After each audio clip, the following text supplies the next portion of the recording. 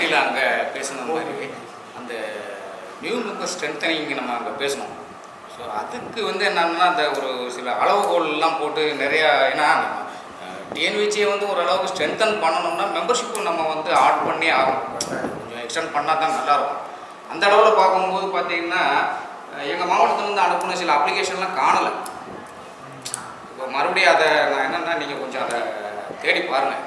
ஏன்னா எங்கள்கிட்ட இன்னும் நல்ல நல்ல சில வாலண்டியர்ஸ் வந்து இன்னும் வந்து மெம்பர்ஷிப் ஆகாமலே இன்வால்வ்ல வராங்க.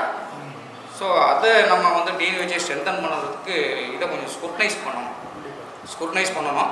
இன்னும் வந்து என்னென்னா இந்த பழைய மெத்தடு இல்லாமல் இப்போ நாங்கள் இங்கேருந்து அனுப்பி நீங்கள் அங்கே போய் ப்ளஸ்ஸு மைனஸ் மார்க்கை போட்டு ரிஜெக்ட் பண்ணுறதெல்லாம் விட்டுட்டு இங்கே இருக்கக்கூடிய டிசிசிக்கு வந்து அந்த பவர்ஃபுல் வந்து கொடுக்கணும்.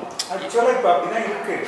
ஆனால் அது அந்தந்த மாவட்டத்திலேருந்து இருக்கக்கூடிய அந்த உறுப்பினர்களில் 2 பேர் யாராவது போய் யார் புதுசாக மெம்பர்ஷிப் வர்றேன்னு சொல்கிறாங்களோ அந்த நிறுவனத்துக்கு போய் விஜயம் செய்து அதில் இருக்கக்கூடிய அவங்க அந்த மாதிரி உண்மையிலே அந்த நிறுவனம் இருக்குதா இல்லையா என்னன்னு பார்த்து அந்த ரெக்கமெண்டேஷனில் ஜோனல் கமிட்டிக்கு போயிட்டு ஜோனல்லேருந்து அங்கே செக்ரட்டரியேட் வரும், செக்ரட்டரியேட்லேருந்து ஏஜிபிஎம்ல ப்ரெசென்ட் பண்ணி தென் வி கெட் அப்ரூவல். இதுதான் ரெகுலர் ப்ரொசீஜர். அங்கே நேரடியாக அங்கே எதுவுமே யாரும் வர முடியும். ஏன்னா இந்த வருஷம் வந்து அதை கொஞ்சம் ஸ்பீட் பண்ணலாம். அதான் நம்மளுடைய எங்கள் மாவட்டத்தில் வந்து உறுப்பினர்கள் நாங்கள் அனுப்பியிருந்தோம். ஆனால் அதை அங்கீகாரம் கொடுக்கல.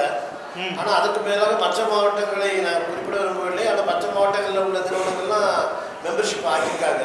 அப்படிங்கும்போது எங்கள் மாவட்டத்தில் உள்ள உறுப்பினர்கள் வருத்தப்படுறாங்க. 2வது வழக்கத்திலே கம்பேரிட்டிவ்லி சவுத்தில் வந்து கொஞ்சம் ஆக்டிவான டிஸ்ட்ரிக்ட். அப்படிங்கும்போது மேற்கொண்டும் பல நிறுவனங்கள் இணைந்தால் வந்து நம்ம கொஞ்சம் நல்லது காரியங்களை செய்யும்.